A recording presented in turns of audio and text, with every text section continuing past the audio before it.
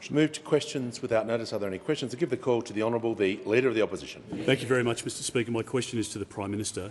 The Coalition announced in June our plan to stop young children from gaining access to harmful social media content. The Prime Minister has been incapable of taking action on this important issue for months. Yesterday, Premier Malinauskas said he'd had enough of waiting for the Prime Minister to make a decision.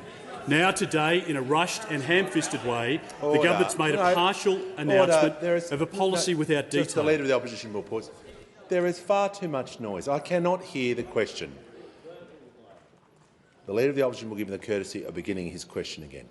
Thank you, Mr Speaker. My question is to the Prime Minister. The Coalition announced in June our plan to stop young children from gaining access to harmful social media content. The Prime Minister has been incapable of taking action on this important issue for months. Yesterday, Premier Malinauskas said he'd had enough of waiting for the Prime Minister to make a decision. Now, today, in a rushed and ham-fisted way, the government has made a partial announcement of a policy without detail. Why is the Albanese government hopeless at everything? Order. Members on my right. The Minister for Climate Change and Energy. Order. The Member for Hunter. The Treasurer. The Prime Minister has the call. Mr Speaker, in the question the Leader of the Opposition has just asked, he lied about Peter Malinauskas. He did not say that. He did not say that. Just going to get order. I'm just going to get the Prime Minister to withdraw that part of his answer. The alleged quote from Peter Malinauskas, Order. the Premier, Order. the Premier of South Australia. We're just going to get the Prime Minister to withdraw. I'll withdraw. Yeah. The alleged quote in the question, so thought through in the question from the Premier of South Australia, Peter Malinauskas, was just not true. I've been working with the Premiers and Chief Ministers. The Premier... Order. The Leader of the Opposition has asked his question.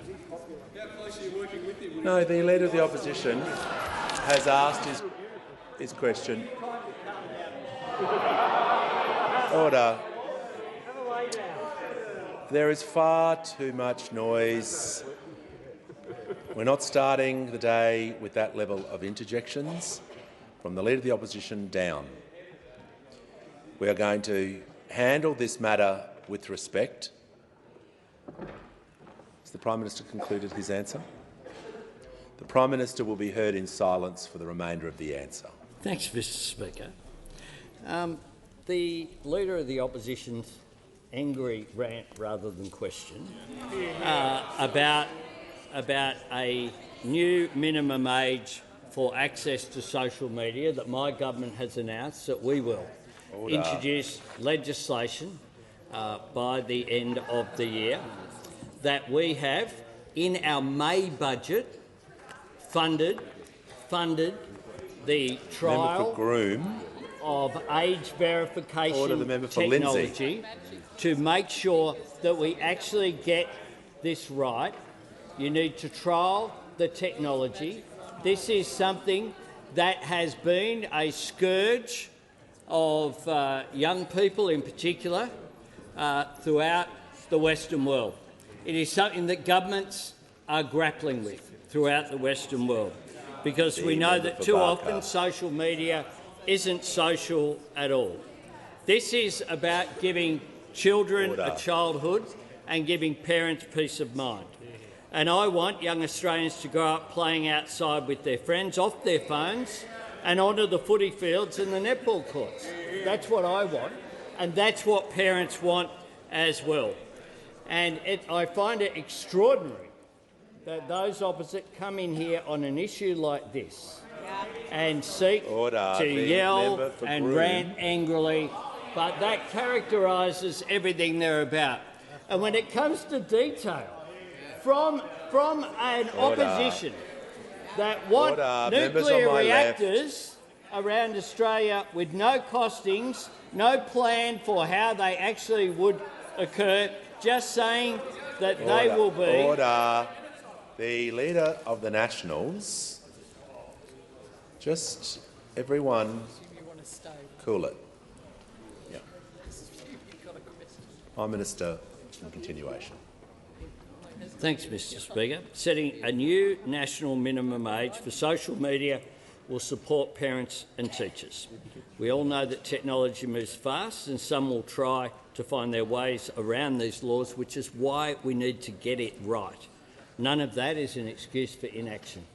That's why my government will introduce legislation into this parliament this year. Concluded. Call to the honourable member for Macarthur.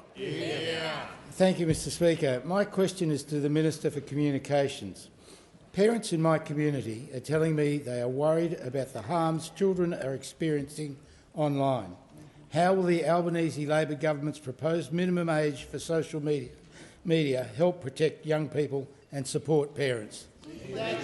Give the call to the Minister for Communications. Thank you, Mr Speaker, and I particularly acknowledge the member for Macarthur as someone who has been involved in children's health his whole life, because the safety and mental health of our children is paramount. And we know that interacting online can be a great way for children to connect, to learn about their world and develop skills for the future.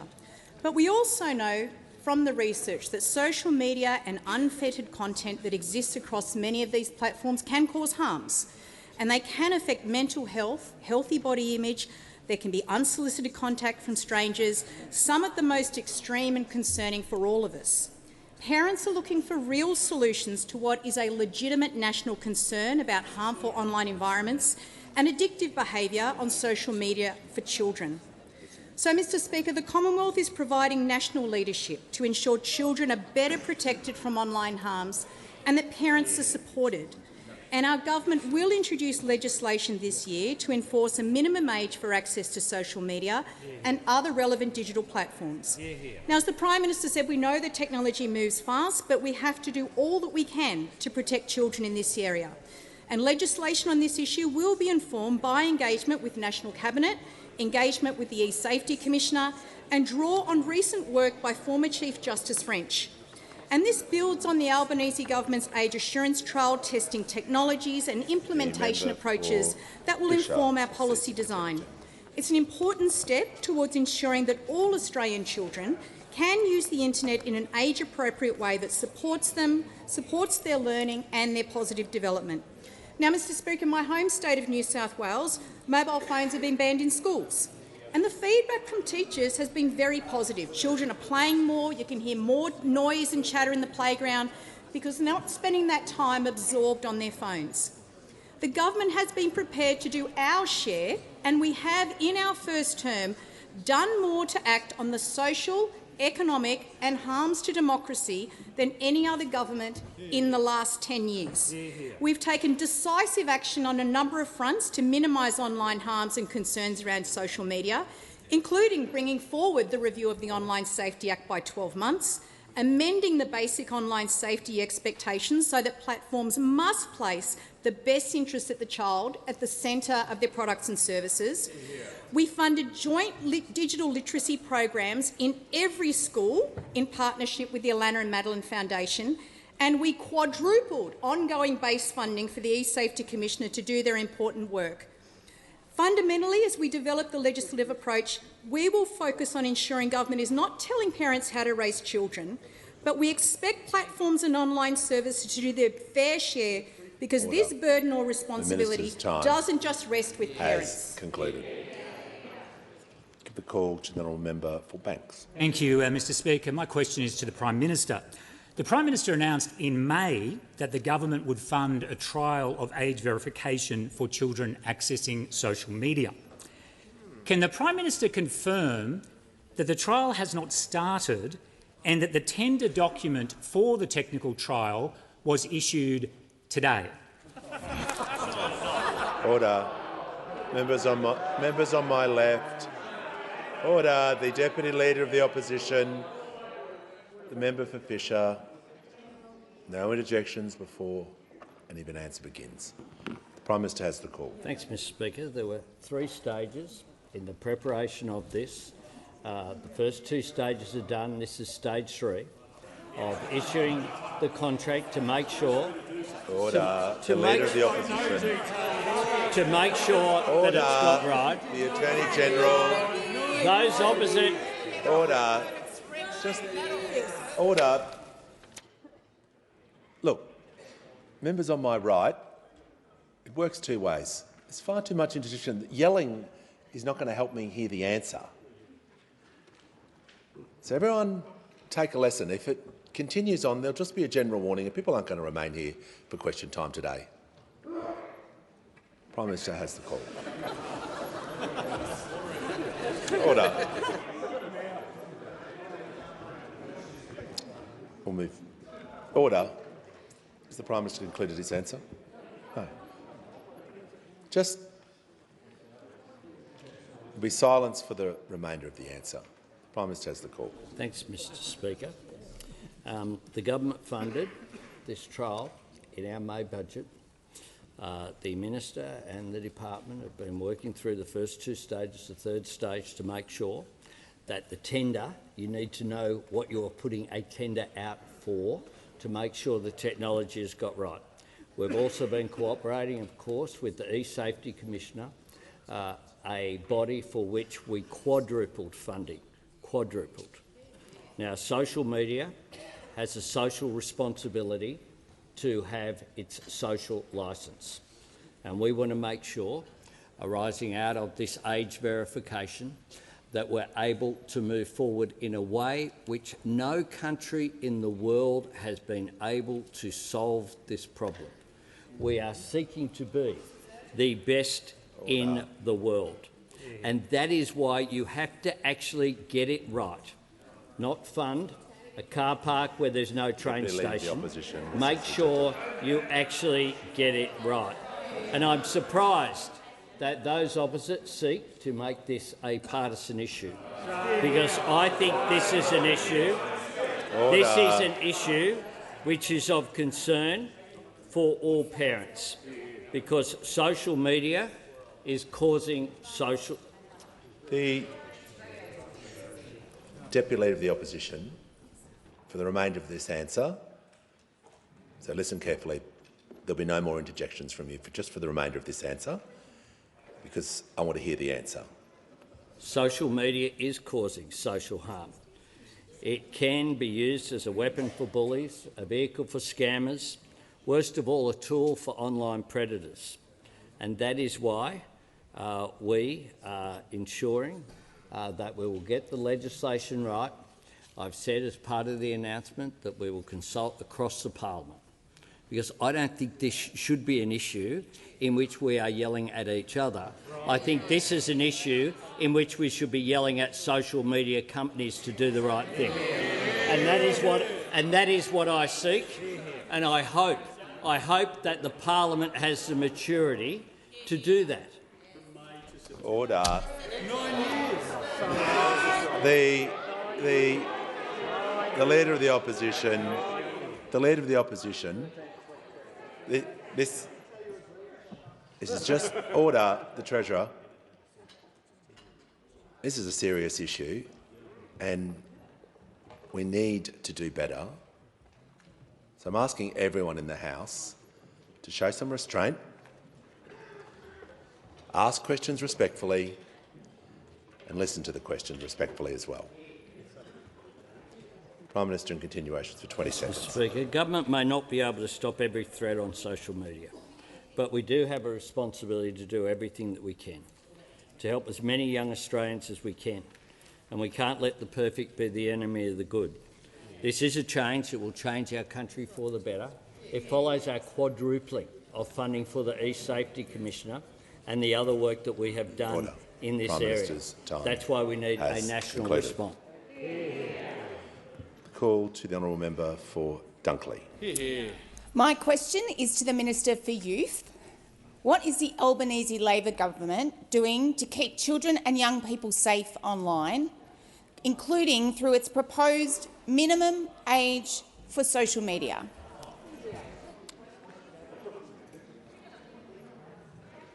The member for Lindsay will leave the chamber under 94A.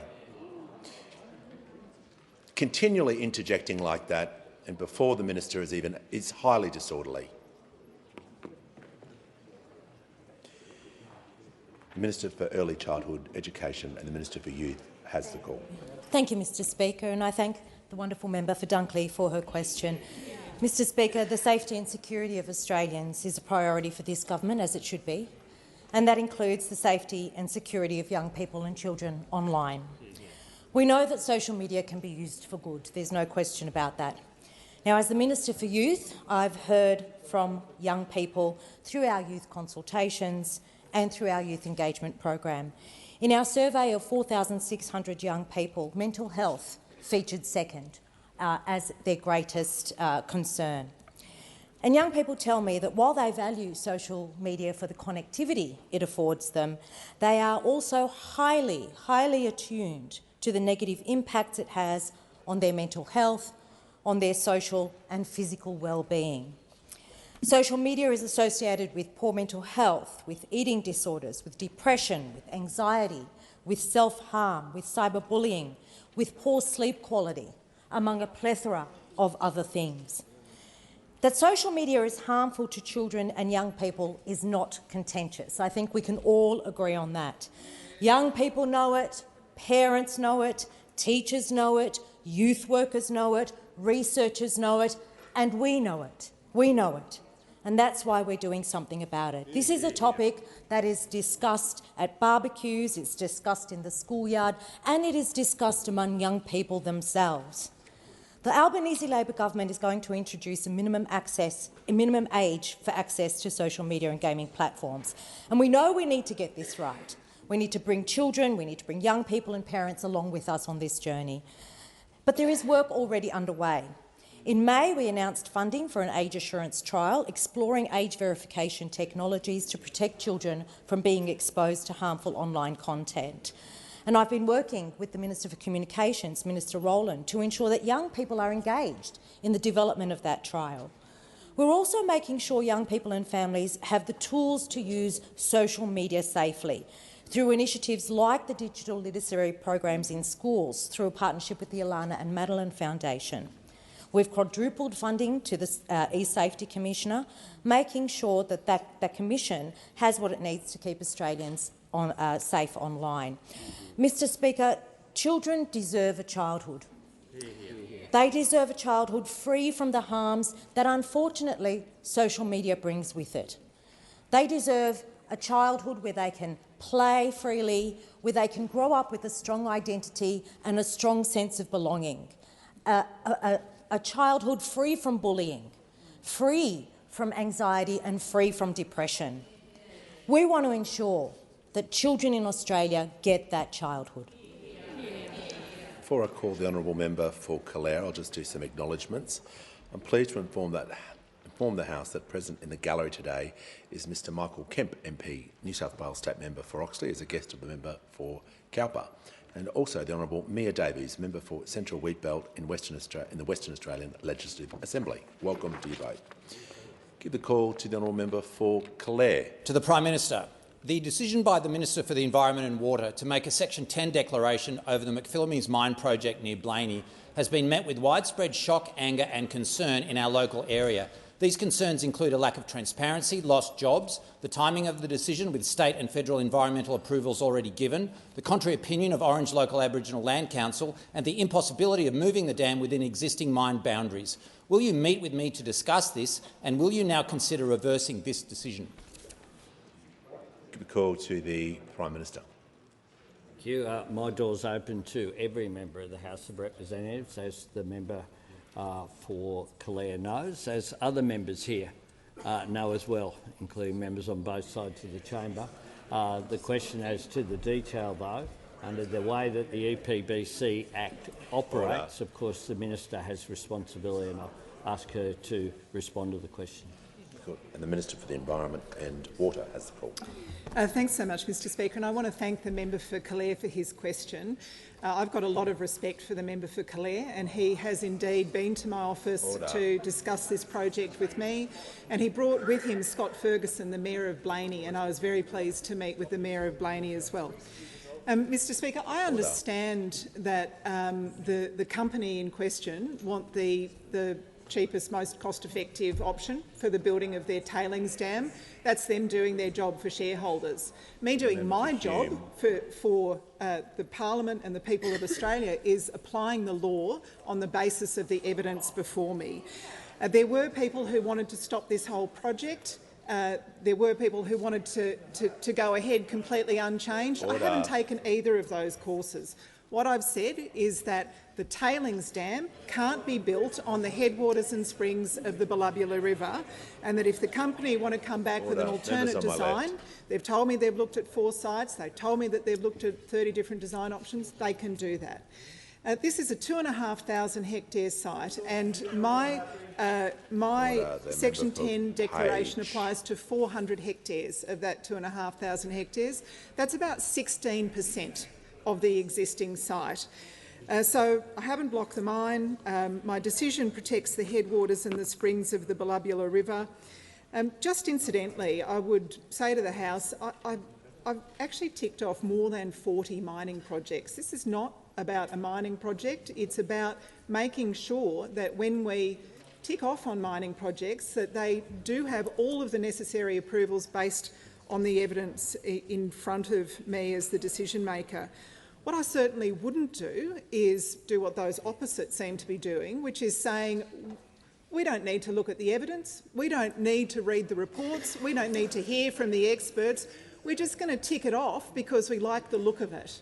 That is not the way to make decisions, and it's exactly that attitude that led to the problems that those opposite had with robo-debt, car park rorts, sports rorts, secret ministries, au pair visa scandals, Origin 360, the Leppington Triangle, jam lands, the visa privatisation scandal.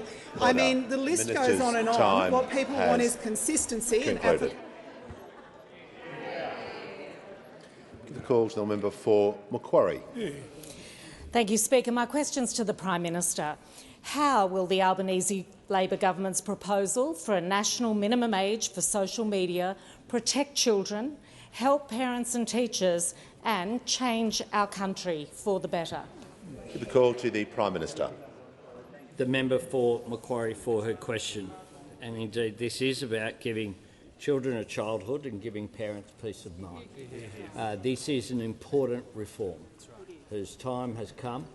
What we have done here is to engage with the eSafety Commissioner, engage with our department to make sure that we can make a difference for the legislation that we want to introduce into Parliament this year so that it can become the law of the land.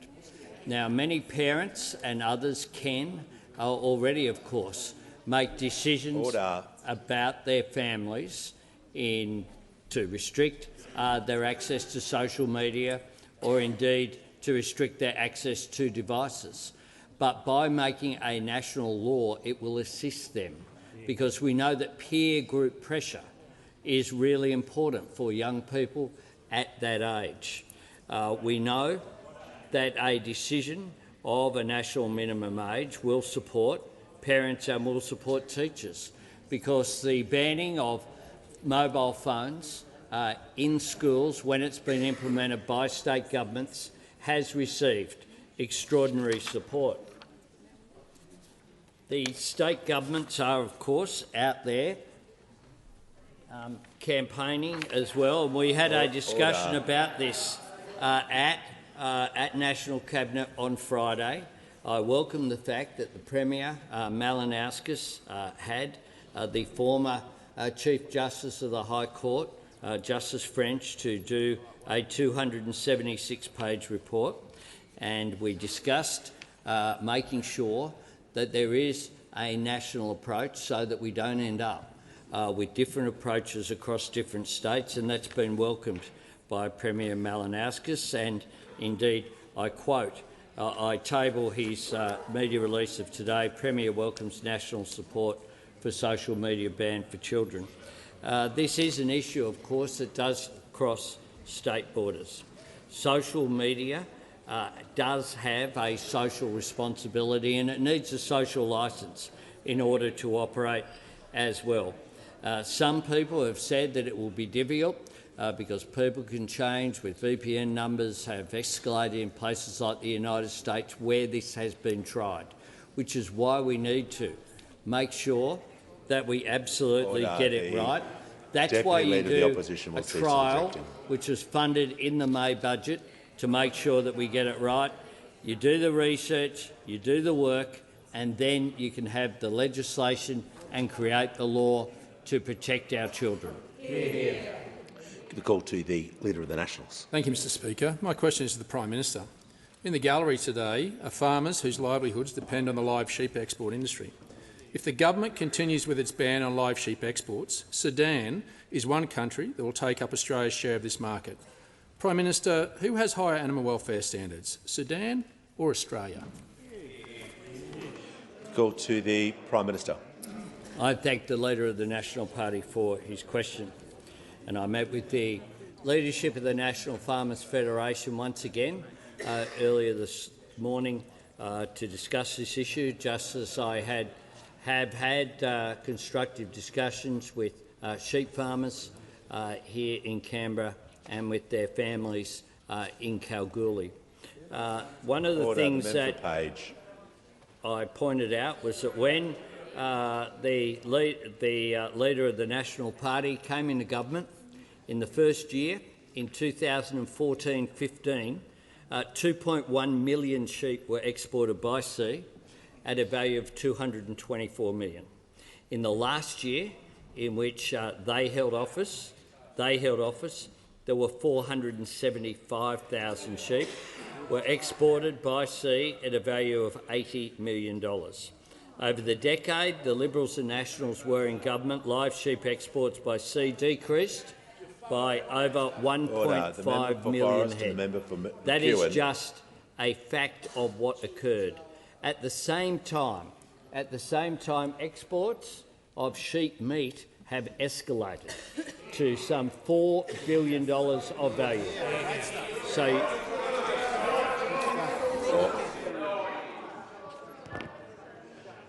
Order. The member for Hume. I'll take a point of order from the Leader of the Nationals. Relevance, Mr Speaker, was a very tight question about who had higher animal welfare standards, Sudan or Australia. We're a minute and a half in. I would ask, Mr Speaker, for your ruling. Is the Prime Minister being relevant? Yeah, I understand your point of order, and I appreciate that that's the question that you're seeking an answer for, but you did also— No, well, if you're talking about live sheep export and you're talking about the government's position on what they've done about that issue, you didn't simply just ask the question about Sudan, you had a preamble there. So whilst the Prime Minister is able to talk order, yeah, but he's being directly relevant. So we just need to make sure the Leader of the House— Mr Speaker, just with rulings you've given previously, with respect to when you're actually making a ruling, respect completely members will come to the dispatch box and raise a point of order, but the constant arguing back from the Leader of the Nationals on something as simple as the relevance rule, where everybody in the room knows this ruling has been given before, it's just absurd. Disrespectful to the chair. Well, what I try and do is when people are on their feet and raising a point of order, I show them respect by listening carefully to what they say. I simply ask that the same be shown to me. Prime Minister in continuation. Thanks, Mr Speaker. Australia's lamb and mutton exports were worth $4.5 billion in 2022-23. They're escalating in places like the UK.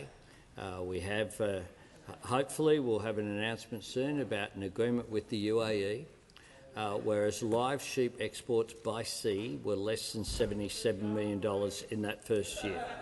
Less than 0.1% of Australia's estimated agricultural production in that year. We're giving certainty to sheep producers and the supply chain by legislating the phase-out Member for and Cowper. investing. Sorry? Order. I'm just going to ask everyone to remain silent for the remainder of this answer. The Prime Minister has the call. We're giving certainty to sheep producers and the supply chain by legislating the phase-out. We're investing $107 million to support an orderly and well-planned transition away from what is an already declining trade. That is how you provide support for people. Those opposite know that this trade will not resume. They know that it's been passed by the House of Representatives and the Senate, and they are playing politics rather than delivering.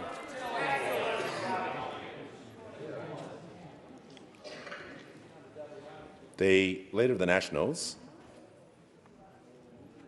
has submitted the MPI today. He may have forgotten about it, but I haven't. So, I assume he wants to debate the topic that he raised, which is making noise about. So he can do that after question time. He'll have that right, but that's only going to be extended if he ceases interjecting for the remainder of question time. Member for Spence has the call. Thank you, Mr Speaker. My question is to the Minister for Veteran Affairs and Defence Personnel. As we mark World Suicide Prevention Day, why is swift action on the Royal Commission into Defence and Veteran Suicide report important? Call to the Minister for Veterans Affairs and the Minister for Defence Personnel.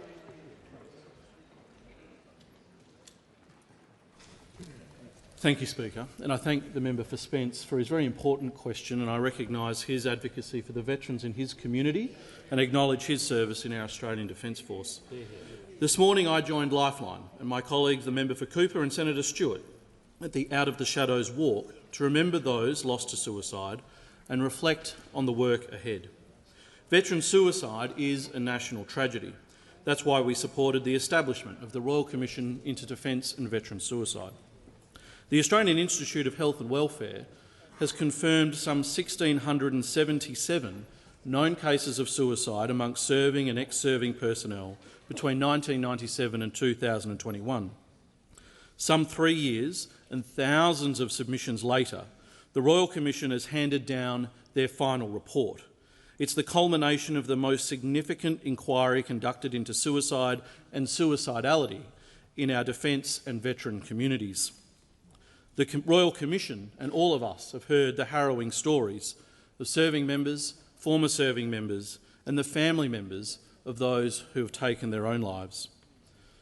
The report is comprehensive. It is some 7 volumes long, containing over 3,100 pages and 122 recommendations.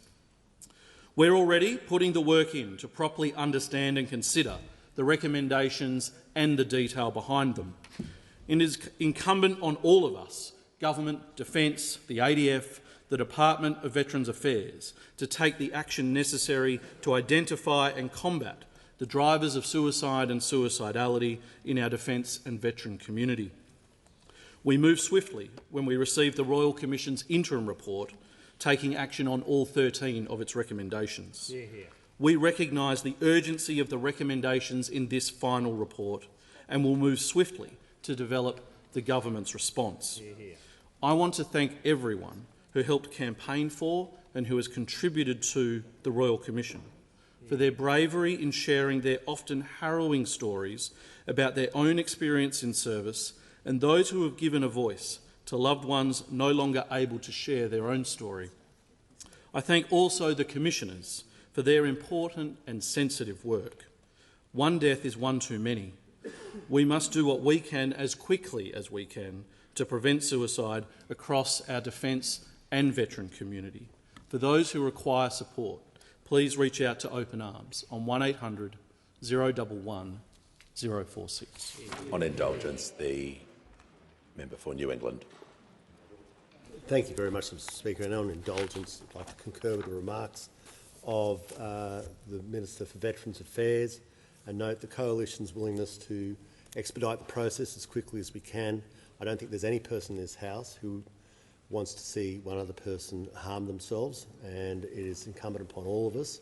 We all wear the responsibility of where this has come to, and we all wear the responsibility of finding as best we can some resolve, but not for 1 second holding up a panacea that what we will do will fix everything up, but we will do our utmost. Might I say in conclusion, it is an incredible thing that some people sign on the dotted line knowing full well that they may get the order that brings an end to their life. And a culture that asks of that is a culture that is sometimes a hard thing to rewind from. We understand that, and we acknowledge that the esprit de corps that is part of the Defence Force also relates to the huge loss that so many families have when they ask us for so much, but really we know deep in their hearts what they really want is their mother or their father or their brother or their sister or their son and their daughter back, and that is one thing our chamber can tragically not be able to provide to them. Call to the honourable member for Oak. Just to the Prime Minister. Prime Minister, today thousands of farmers from around Australia have travelled to Canberra railing against Labor's decision to ban live sheep exports and other anti-farming policies.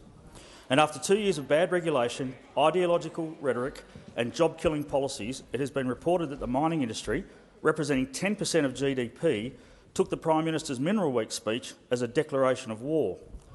Can the Prime Minister explain why he is fixated on policies that hurt West Australia, risk jobs and make life harder for families and businesses in my state? Order. Give the call to the Prime Minister. Thanks, Mr Speaker. That's a very broad question from the member for O'Connor, whose electorate I was in just last week. There in Collie, the place where there is going to be a nuclear reactor sometime in the 2040s or 2050s, if those opposite are to be believed. We are yet to have any costings. We're yet to have a process, but that is what they say. And of course, Collie used to be for a long time a place where coal mining and through the coal-fired power station was a major generator of jobs and economic activity. But that is a region that is in transition. And what is happening is that government is working with the private sector, including the resources sector, on that transition. And there you can see on the site of right next to the power station there, 500 people at work building a big battery that will store enough energy for 860,000 homes. Look, Prime Minister will pause. It's going to be very tough for you to take a point of order on relevance, so I'm giving you some... No, let me finish. Before I call them, you'll get the call if you choose to take it, but if you ask a broad question with all the topics in that question, and the Prime Minister is talking about energy, mining, directly about Western Australia, which you asked about, it'll have to be a different point of order relevance. So you'll get the call. Member for O'Connor. Well, it is a point of order on relevance. The question was about live sheep exports and the mining industry, not about energy. This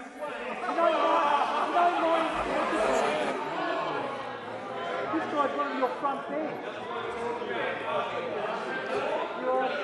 Order.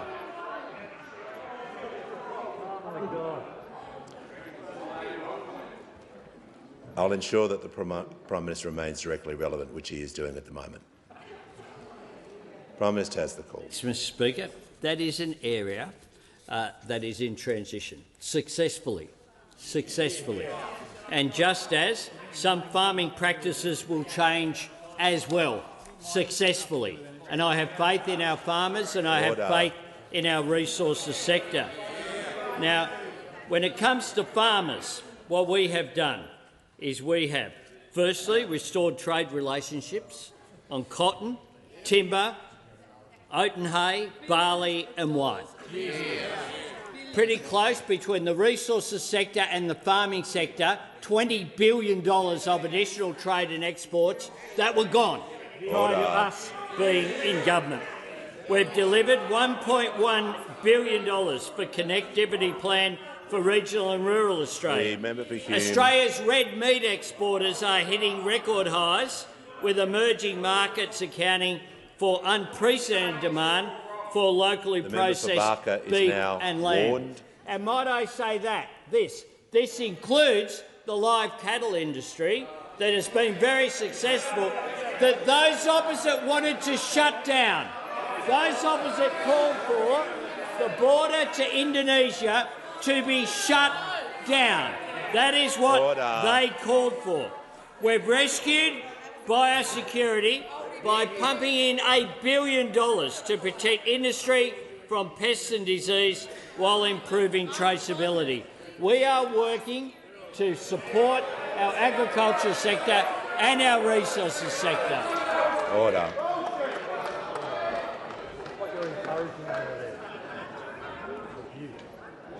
Member for Bennelong has the call. Thank you, Speaker. My question is to the Treasurer. How is the Albanese Labor government reforming and strengthening Australia's economic institutions, and are there any obstacles? Give a call to the Treasurer. Thanks, Mr Speaker, and to the member for Bennelong for the way that he engages in a considered way the big issues in our economy. Mr Speaker, the RBA legislation, the Reserve Bank legislation before the House, is all about modernising our central bank, strengthening its decision-making and making it more independent, not less independent. It seeks to implement the considered recommendations of the review, which reported about a year and a half ago and which has been in the public domain for a long time now, the subject of a lot of welcome discussion and debate. Now, the Reserve Bank Governor herself is 100% behind the changes and has said she wants to see them legislated. And I want to thank her for her efforts working with the government to bed down the changes that have already been implemented. Now, Mr Speaker, as those opposites interject, I want to read to them a quote from a big supporter of the changes to the Reserve Bank, and I quote, "The recommendations of the review will clarify the Reserve Bank's monetary policy role, strengthen its governance arrangements, improve the transparency of its decision-making and deepen its economic expertise. It is essential the implementation of the review be as bipartisan as possible." Mr Speaker, that's what the Shadow Treasurer said about the recommendations of the review, and now he says he's going to vote against it. Now, I have tried to work with the Shadow Treasurer to implement the changes in a bipartisan way. The Treasurer will pause. The member for Hume just yelling non-stop, just continuously, all throughout question time. You're not helping. You're showing disrespect, so you leave the chamber under 94A.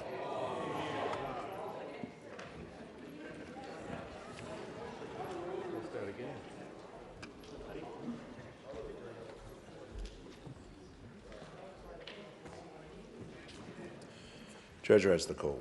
Thanks, Mr Speaker. I've tried to work with the Shadow Treasurer in a bipartisan way. I have accommodated every single one of the 6 issues that he raised with me. I have accommodated every single one of the concerns that he raised with me by making sensible changes to what had originally been proposed. I met with him, I arranged briefings for him, I engaged with him genuinely and respectfully, publicly and privately on this really important matter. And that's because my preference was and continues to be a bipartisan agreement between the major parties. I say respectfully I'd rather not deal with the crossbench in the Senate because I want these changes to endure any future changes in government. And that's why, Mr Speaker, I tried to take the Shadow Treasurer seriously, even if his colleagues don't. And unfortunately, all along in this process, we have been hostage to the Shadow Treasurer's ability to carry an argument internally in his show, Mr Speaker. He's been unable to do that. And so again, if the House listens closely, they will hear the familiar sound of the Shadow Treasurer getting rolled once again. Mr Speaker. And the decision that they've announced today is irresponsible. It creates uncertainty. It's disappointing, but it's not surprising, because this is what happens when the opposition leader's destructive negativity collides with the Shadow Treasurer's weakness. This is why they have no credibility on the economy, Mr Speaker. They're always looking for unnecessary conflict to distract from the fact that they have no credible or costed economic policies, and they won't tell us where $315 billion in cuts are going to come from. Call to the Manager of Opposition Business. My question is to the Treasurer. Last week's national accounts data reveals the economy has shuddered to a halt, productivity is going backwards, real disposable income has collapsed, and Australians are paying more tax and more for their mortgages. RMIT economics professor Sinclair Davidson has said, quotes, all the economic indicators are going the wrong way, and what is the government doing? Fighting with the RBA. Having created a disaster for Australian families, why is the Albanese Labor government fighting the Reserve Bank while Australian families go backwards? Call to the Treasurer. Well, I thank the honourable member for asking the question the Shadow Treasurer was supposed to be asking before he got turfed out a few moments ago. Mr Speaker, the question goes to the pressures that people are feeling in our economy right now, and we acknowledge them, but more than acknowledge them, we are doing something about it. And it beggars belief in the context of an economy which is slowing considerably, and an economy where people are under considerable cost of living pressure. It beggars belief that those opposite oppose our cost of living relief for people who are doing it tough. They've said they want to roll back the tax cuts. They've said they don't support helping people with their energy bills. They've said they don't support cheaper medicines or cheaper early childhood education. They've said that they don't support rent assistance. They obviously don't support getting wages moving again, Mr Speaker, because they deliberately presided over a decade of wage stagnation and wage suppression. And so we won't be taking lectures, Mr Speaker, from those opposite on responsible economic management. When we came to office, inflation was much higher and rising. It had a 6 in front of it.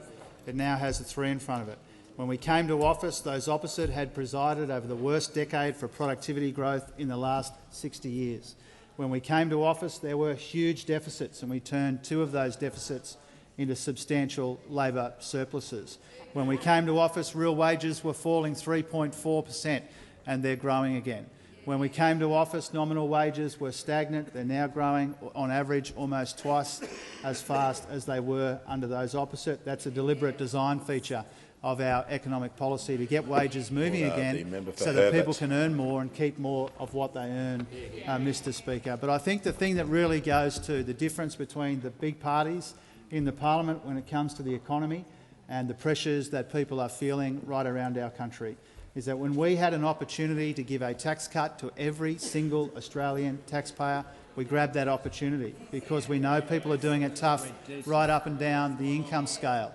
If those opposite had their way, only some people would be getting a tax cut, people who are doing better than others. If those opposite had their way, there'd be lower wages. If those opposite had their way, there would be no cost of living help for people doing it tough. And if those opposite had their way, Australia would be in recession right now. We know that. We know that because they gave us a lot of free advice about cutting harder and harsher in the budget. We didn't take that advice, and that's because we're going for a soft landing in our economy, and those opposite want a crash landing in our economy because they think it suits their political purposes, Mr Speaker. Now, their time would be much better spent coming clean on the $315 billion in cuts, secret cuts, telling the Australian people what those hundreds of billions of dollars in cuts will mean for Medicare and pensions and an economy which is already soft. Call to the member for Adelaide. Thank you, Mr Speaker. Mr Speaker, my question is to the Minister for Housing and Homelessness. How is the Albanese Labor government helping Australians with the housing pressures they face, and is there anything standing in the way of further support? Call to the Minister for Housing and the Minister for Homelessness. I thank the member for Adelaide for his question, and this is a problem that I know he cares about very deeply, as I do and as my colleagues behind me do. Speaker, Australia is in a housing crisis which has been a generation in the making, and this is a problem that is today affecting the lives of millions of people around our country. Why do we have a housing crisis? Because over a period of decades, Deakin will cease rejecting. Thank you, Speaker. Over a period of decades, Australia has not been building enough homes. This is partly a failure of markets, but it's partly, too, Speaker, a failure of governments. And what we've seen really since the post-war period is the Commonwealth Government work further and further back from this problem. Speaker, if I can just give you an example, in the preceding decade before Labor came to office, we saw the Abbott, Turnbull, Morrison governments. For the majority of the period of that period of coalition government, there was no Commonwealth Housing Minister. There was no person in the Australian government responsible for this problem. Now, Speaker, unsurprisingly, this has changed under our government. Today, our country is led by a Prime Minister whose entire life trajectory was changed by his access to affordable housing in his childhood. And we have a $32 billion plan which is targeted at helping Australians manage these issues. Speaker, part of that plan is to build, build, build. We want to build 1.2 million homes working with the states over a 5-year period. Speaker, we've got to do more to help renters in our country, and that's why you've seen our government make 2 very large increases. Member for Fadden will cease interjecting. Speaker, that's why you've seen our government make increases to Commonwealth rent assistance and work with the states to improve renters' rights. And that's why, Speaker, we are making such an effort to help more Australians get into home ownership. Now, Speaker, I'm asked about whether there are any challenges to progress, and unsurprisingly, there are really serious challenges to progress, Speaker. We don't just have a broken housing market in this country, we have broken housing politics. What we have seen in the time that our government has been in power, in our successive attempts to make legislative change to address this crisis, that the Greens on the crossbench and the Liberals that sit opposite me have teamed up in this incredibly dysfunctional alliance to try to stop us addressing this important issue for Australians. Now, Speaker, we have 2 bills that are sitting in the Senate at the moment, blocked by these 2 political parties, which will help us resolve this crisis for Australians. One of them will help us build more rentals. Why would anyone in this country be opposed to the building of more rentals? One of the pieces of the bill will help us encourage more low and middle income Australians into home ownership. This is a bill being opposed by political parties in this parliament. Now, Speaker, I'd say to those who are gathered in the chamber here, all of our constituents are affected by this problem. We need to come into this parliament and do our jobs, and that means coming into the parliament and working with our government to help Australians address this significant problem in their lives. Before I call the member for Clark, I'm pleased to inform the House that present in the gallery today are recipients of the School Plus 2024 Commonwealth Bank Teaching Awards, awarded in recognition of great teaching and leadership in schools across Australia. On behalf of all members, I congratulate you and wish you a warm welcome.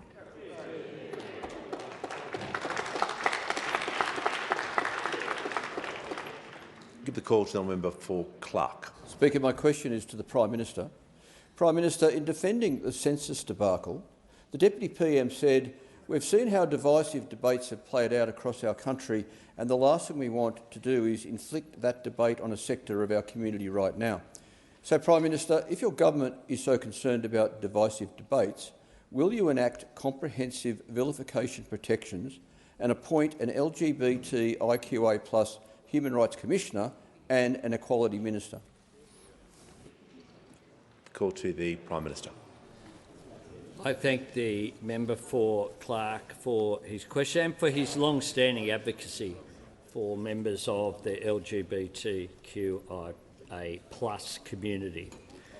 We value every Australian, and every Australian should be valued regardless of their sexual orientation or their identity. That is really important. In the development of the 2026 census, the ABS came to the government with potential changes it planned to trial, including changes it had not itself recommended for the census. We paused the process to make sure that we get it right, so that there weren't the sort of implications that were contained in the question by the member for Clark. The truth is that for many people, if they're marginalised in parts of Australian society, we don't want to add to that and to add to the pressure which is there. We engaged with the community and additional discussions with the ABS to make sure that we got the direction right, and I believe that we have, and that we can move forward in a way that doesn't have the unintended consequences that the Deputy Prime Minister was precisely talking about. I would say it's the responsibility of everyone in this parliament to engage in debate respectfully and not to inflame community tensions. Sadly, there are examples of us failing, of that test being failed. The government will be introducing legislation this week to create new criminal offences and strengthen protections against hate crimes. These offences will protect the community, including the LGBT community and other targeted groups, from the threat of force or violence and from those who would urge violence against them, which we know is only too real. Our government does support the work of the Australian Human Rights Commission. We already have in place a commission which works to ensure that human rights of all Australians, including those from the LGBTIQ plus community, are protected. And that is really important, and my government will continue to be committed to that and continue to work with the community towards that objective. The call to the member for Swan. Thank you, Mr Speaker. My question is to the Minister for Climate Change and Energy. How is the Albanese Labor government lowering energy bills by delivering cost of living relief as well as delivering renewable energy backed up by batteries? What energy policies has the government rejected?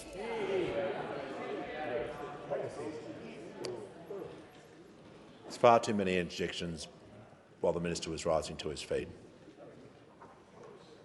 The Minister for Climate Change and Energy has the call. Well, thanks very much, Mr Speaker. I thank my honourable friend, the fantastic member for Swan, for her question. And, Mr Speaker, as the member knows, this government's providing energy bill relief in a couple of ways. There's direct relief that was in the last budget, Mr Speaker, which is already flowing to Australian households, anybody who has an energy bill. But, of course, Mr Speaker, that comes at a cost of around $5 billion, which was included in the $315 billion of spending that the Finance Minister said she was against yesterday, Mr Speaker. So that gives us a pretty good idea about what the opposition thinks about direct relief for Australian households. But in addition, we have a plan to see, Mr Speaker, the cheapest form of energy, renewables, backed up by transmission, backed up by gas peaking for reliability and backed up by batteries. And last week, Mr Speaker, when I was in Gippsland, I was able to announce a big step forward for batteries in Australia, Mr Speaker, when I announced the support through the Capacity Investment Scheme of 6 big batteries across South Australia and Victoria, including in the Gippsland,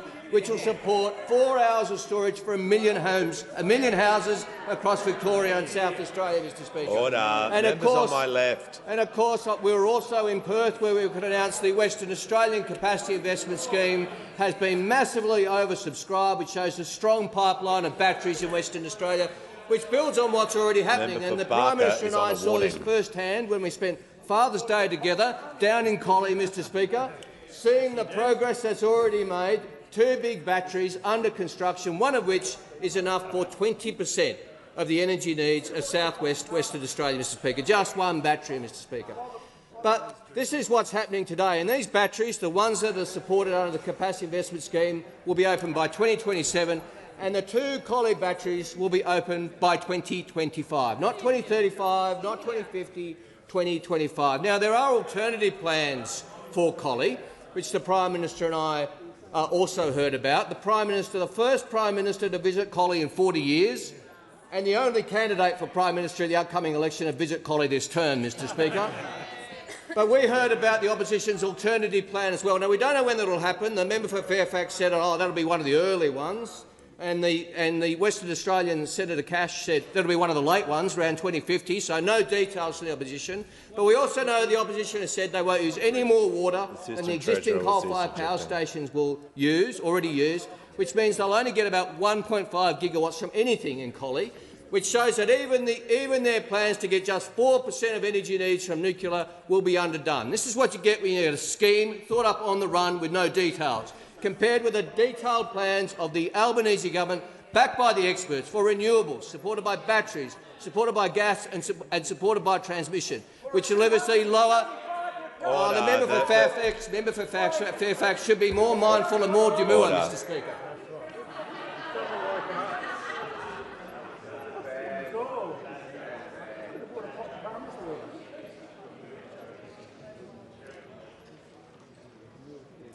The House comes to order. We'll hear from the member for Menzies.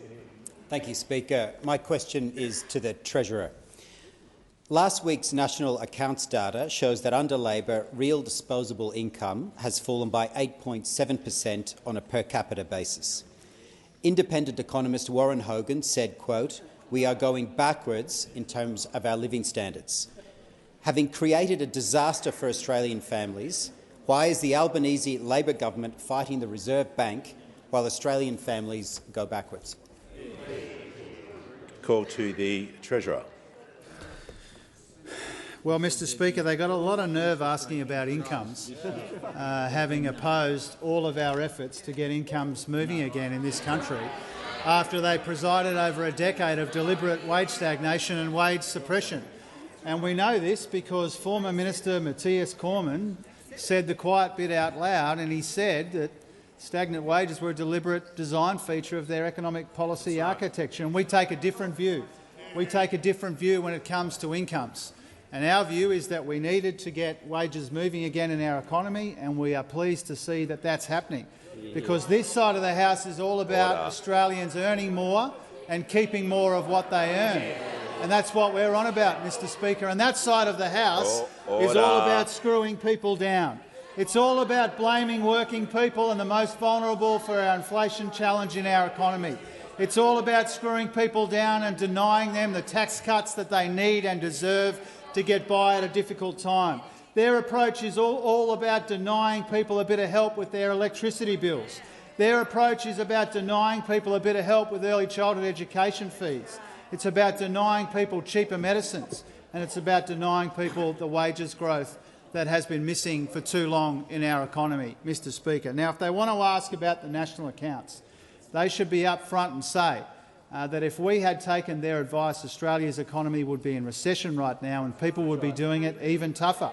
And I invite those opposite, and I invite the public beyond, to think about the consequences of their $315 billion in secret cuts and what that will mean for incomes and what that would mean for living standards and what that would mean for an economy which is already barely growing, Mr Speaker. Now, their time would be better spent explaining to the Australian people what those $315 billion in cuts are, what they mean for Medicare, what they mean for pensions and payments, and what they mean for an economy that we know has growth which is soft and subdued, Mr Speaker.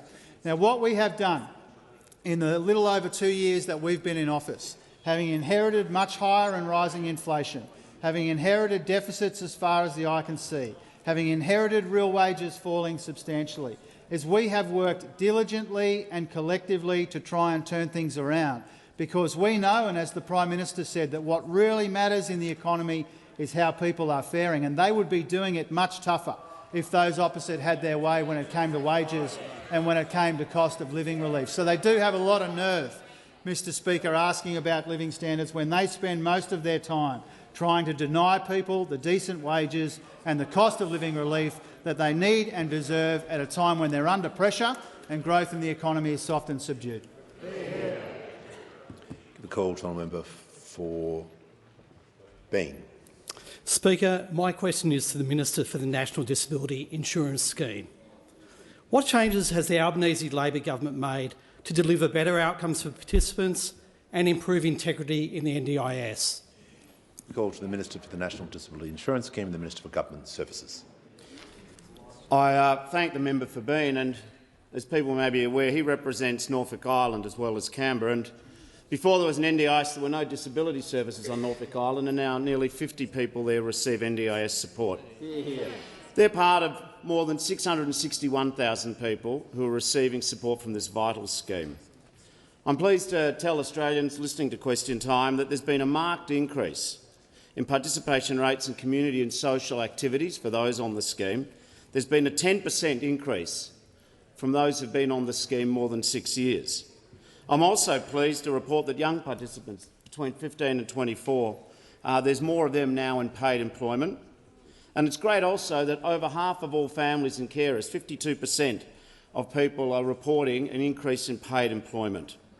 Also, where it once took up to 100 days in many parts of Australia for a person with a disability on the NDIS fit for discharge to actually be able to leave the hospital, we're getting it down in the first 6 months of this year to an average waiting time of 17 days. So these are all just genuinely good outcomes that we've accomplished in the last 2.5 years. I'm also pleased to advise that the process to register most service providers, long overdue, is now well underway. Pleased to advise that we've now strengthened the Safeguards Commission from 367 staff to nearly 1,000, dealing with a lot more complaints and issues. Half the board of the NDIS are now people with lived experience. We've got the first Aboriginal and Torres Strait Islander director of the scheme. And we're also doing a lot more co-design than's ever happened before. The range of activities, including engagements, workshops, surveys, discussions, research and partnership with disability organisations. Importantly, also, we're cracking down on fraud. The tip-off volumes, because we now properly resource the agency, have increased by 250%. When we came to office, there were less than 1,000 tip-offs a month. Now they're up to about 2,500 on average per month. $779 million of NDIS funding is being investigated, and over 11,000 NDIS participants who have been potentially impacted by fraud and non-compliance cases are now getting the justice they deserve. I'm able to say that at the end of June this year, there are 100 active operations across the agency, the Commission and Services Australia, 531 investigations underway. A lot's being done, and a lot is being done to straighten up the scheme. And I'm also pleased that we secured parliamentary support for the legislation. And I want to finish on a little note from Mr Robert Chataway and the electorate of Right. He says, I commend the government on what we're doing to reduce rorting and poorly targeting spending to make the scheme more sustainable. My wife and I care for an intellectually disabled young man. He received support from the NDIS, which is very helpful, but we've seen the misuse of funds and the potential for significant fraud. And he concludes on this. I'm a former long-term supporter and member of the Australian Greens, and I'm incredibly disappointed their opportunistic conduct with NDIS reform. Order. Order. Order. Members on my left. When the House comes to order. Leave from the member for Griffith. Thanks, Speaker. To the Prime Minister, over the next decade, property investors like the Prime Minister will benefit from $176 billion in tax handouts in the form of negative gearing and the capital gains tax discount. Published polling shows a large majority of the country supports the Greens' push to scrap negative gearing. Will Labor scrap these grossly unfair tax handouts to property investors that turbocharge house prices and hurt millions of ordinary people? Just before the Prime Minister answers the question, the first part of the question was inappropriate. It's not appropriate to mention someone's personal circumstances. Prime Minister has the call. Speaker, I bet he doesn't mention in their party room. I bet he doesn't do that, Mr Speaker. Or maybe just the person next to him. Doesn't have to go to the party room, Mr Speaker. Order. But I bet also he doesn't talk about the housing problem when he's addressing a rally in Brisbane to defend corrupt conduct in the CFMEU. I bet he doesn't do that, Mr. Speaker. Order. Order. The Minister for Defence Industry. The Leader of the Australian Greens on a point of order. Yes, on a point of order, Mr Speaker. If the first part of the member's question was ruled inappropriate, then surely that comment ought to be ruled inappropriate. And secondly, it is not relevant to the question. Order. Order. We'll deal with it. Order. We'll deal with this matter. The Leader of the House on the point of order. Mr Speaker, you didn't ask for the imputation of motives to be withdrawn in that question, and given that it wasn't withdrawn, it should be completely reasonable for the Prime Minister to point out the conflicts of interest, the poor motives for somebody who has stood up and railed against action the government's taken against organised crime. And if he's willing to stand up and make those sorts of statements and then wants to throw motives around here, you can't play with a glass jaw. You throw that around, it comes back at you. Order. Order. Members on my left. Order. Members on my left are going to cease interjecting, including the member for Gippsland. Order. The member for Griffith on the point of order. Surely that's a reflection on a member and that should be forced to withdraw. Surely.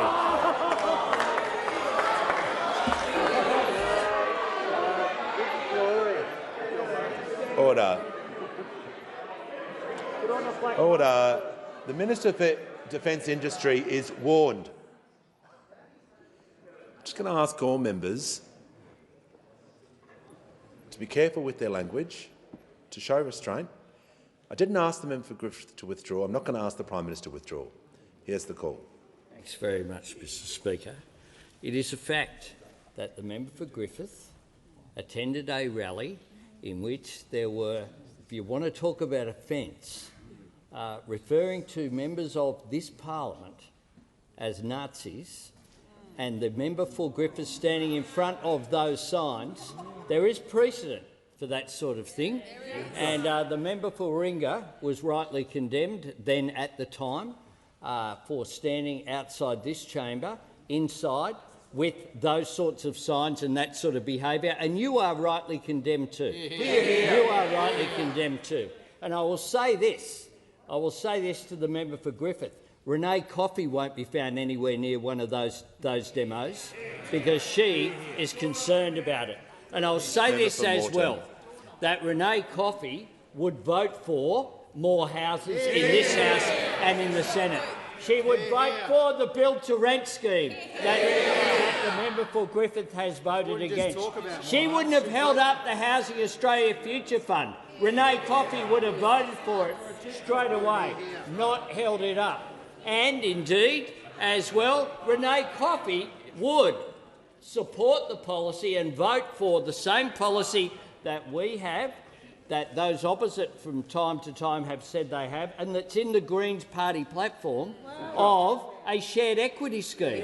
Renee Coffey won't be shy about that when she occupies this chamber after the next election, because the member for Griffith says he cares about housing but never takes an opportunity to actually vote for it. If you want more social homes, vote for them. If you want more rental properties, vote for them. If you want more private home ownership, vote for it. It's pretty simple. It's pretty simple. Renee Coffey understands that, and I was very honoured to launch her campaign in Griffith because Renee Coffey wants more homes, because that will be more doors that she can knock on. Order. When the House comes to order, we'll hear from the member for Paterson. Thanks, Mr Speaker. My question is to the Minister for Infrastructure, Transport, Regional Development and Local Government. What steps is the Albanese Labor government taking to ensure that the Australian aviation sector delivers better outcomes for Australian travellers? Are there any risks to these better outcomes being delivered, Minister? The call to the Minister for Infrastructure, Transport, Regional Development and Local Government. Thanks very much, and can I thank the member for Paterson for the question and for her tireless advocacy for our investment in the Newcastle Airport. Our government is, of course, in the midst of an ambitious series of aviation reforms.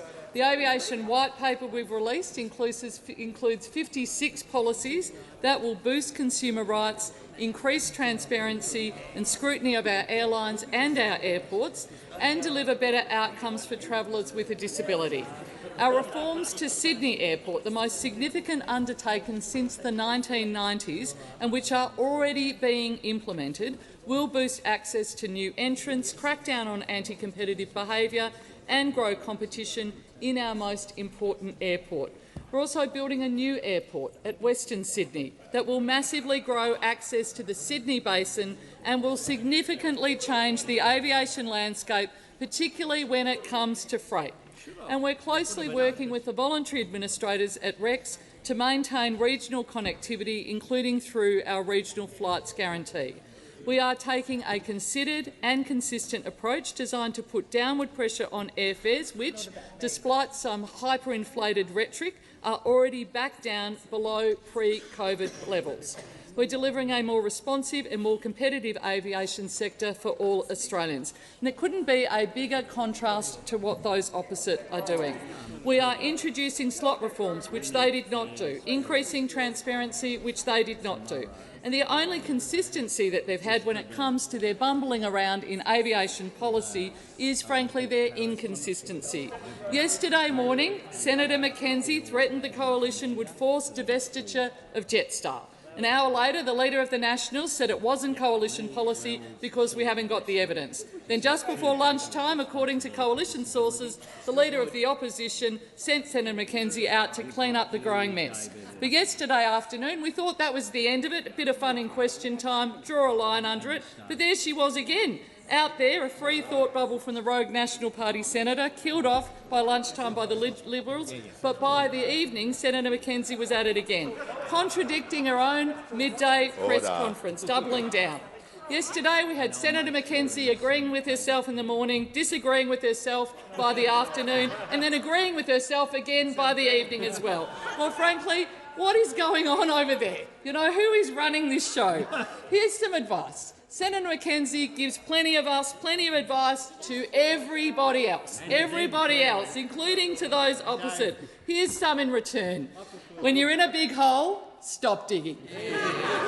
Call to the Prime Minister. On that note, Mr Speaker, I ask that further questions be placed on the notice paper, and I